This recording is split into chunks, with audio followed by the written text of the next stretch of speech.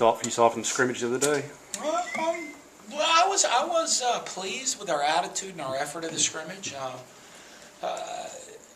Obviously, I have pretty high expectations. So I always want more. There's a lot of things, corrections we can make to get better, but I think we're on the right track, especially with a younger group of players on our team and a younger team. There's positives that we're headed in the right direction, and then the great thing is I think the things that we can fix are very coachable things. I mean, they're very tangible. Guys are seeing things that need to get fixed and corrected. And, so we got a couple weeks to get those things fixed before we have to go play. But I liked our attitude and our effort.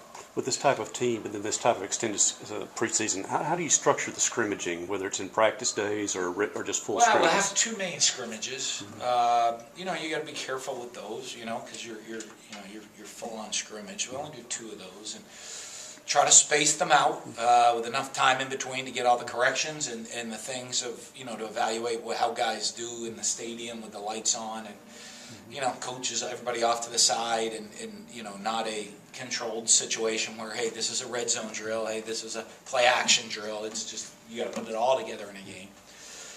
So we'll do another scrimmage a week from today, and then that'll be our last one. About 16 days before kickoff. So that's our scrimmage routine.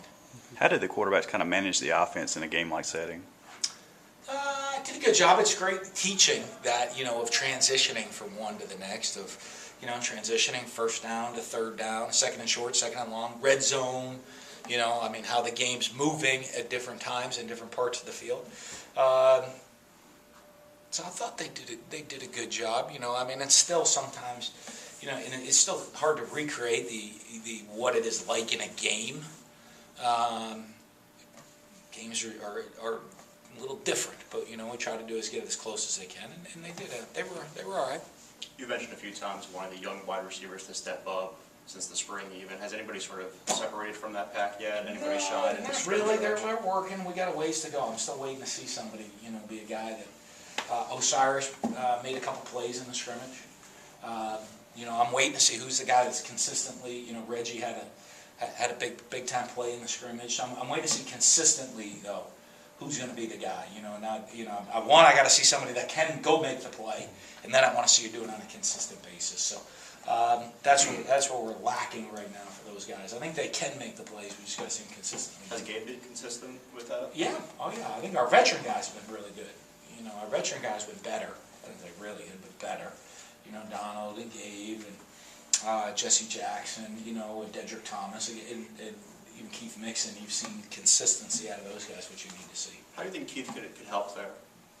Mixon? Yeah. Oh, in a huge way. Especially with Malik being down. Very similar style players. Malik's a little bigger. He's probably a little quicker and faster, but have a lot of similarities. In their style of play and things that they can do. So he's gonna be a big part of our offense. How was Dedrick kind of fit into that? Talking to him the other day, he said he feels more comfortable now at the slot position. He's done a really good job of the slot, but the great thing Dedrick brings is he can move around for us. You know what I mean? So and you've seen the consistent play at him. It's the guy we thought that when we recruited him, the type of player he'd be. So I think he's comfortable in the slot, but he also, gives us flexibility to move him inside and outside. How much of those JUCO transfers in the secondary pushed your veterans that were back? Guys like Abram and Cole and Landers. I think they add a lot of, they add some depth to that group right there in competition. So, if me defensively, I want to play guys, so we sit in meetings, I want to know, who's 1A, who's 1B. It goes back years ago to, until the guys on the defense side. 2 years ago, I think I've been in Arkansas game year 2, my second year here or something, a double overtime game here. I think Charles Mitchell played 109 snaps, including special teams.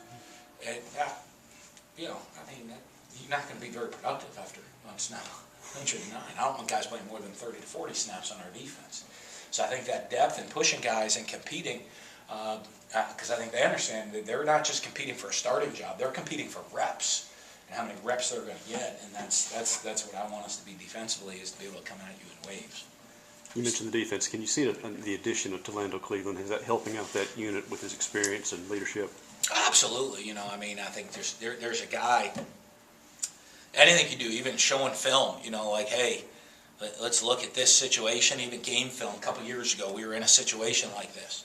And I think that it's a lot to guys in the room of them turning on a game and a team that was, you know, #1 team in the country. And look at what those guys did. And everybody looking around the room, and there's Lando Cleveland on the field making plays. I think that brings a lot of kind of the respect to guys, and his demeanor, his attitude, and his maturity helps, you know, when they can look and say, hey, there's a guy that's been there, and he's done that. You know, so I think his leadership is huge for the team.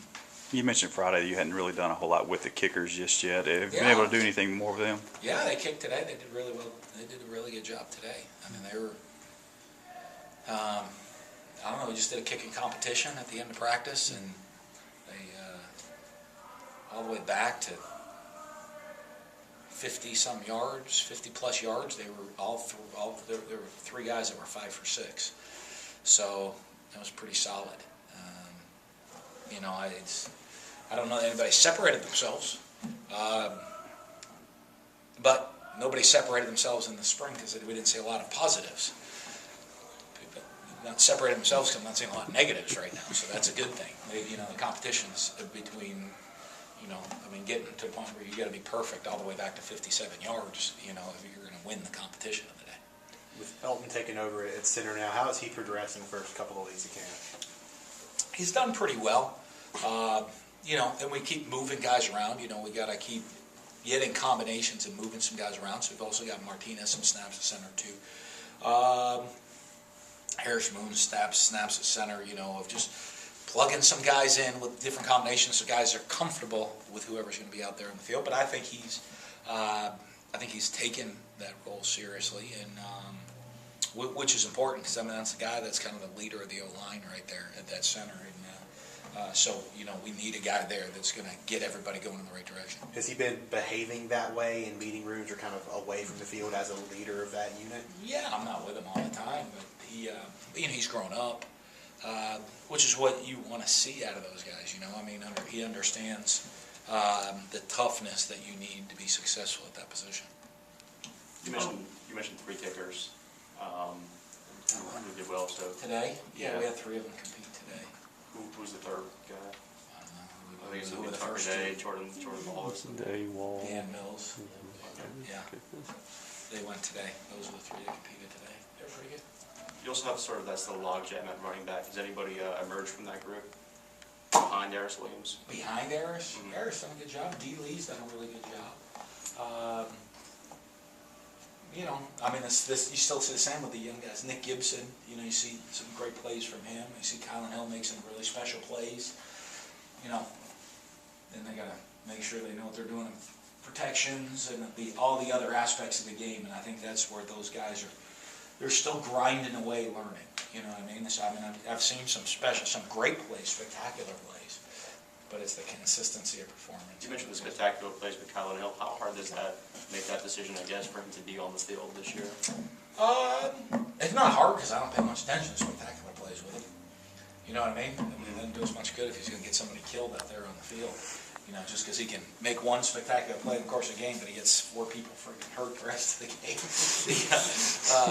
Not going to help us win much. So, but I do think, you know, I mean, he's a guy that, I mean, you see him wanting to do it. You know, it's not like, hey, you know, the maturity factor of, hey, didn't you see my great run, give me the ball? I think he understands it's so much more than that, which is what you have to do. That's the maturing and the growing of players. Of, you know, most guys want to evaluate themselves on their best play. You know, come in and, hey, tell me about your practice. And they want to start with their best play. We're kind of the reverse. If you want to tell me about your practice, start with your worst play and work up.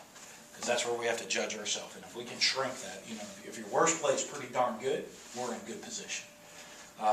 You know, and, you know, so I think our guys, you know, they've bought in and they understand that. On the other side of the ball, Willie Gay, is his head still kind of spinning out there? How's he kind of? He's getting some great reps. You know, I think we've getting some reps with the two defense.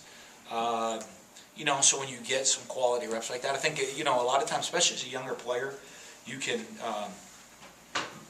your level of play is going to increase because of the guys around you.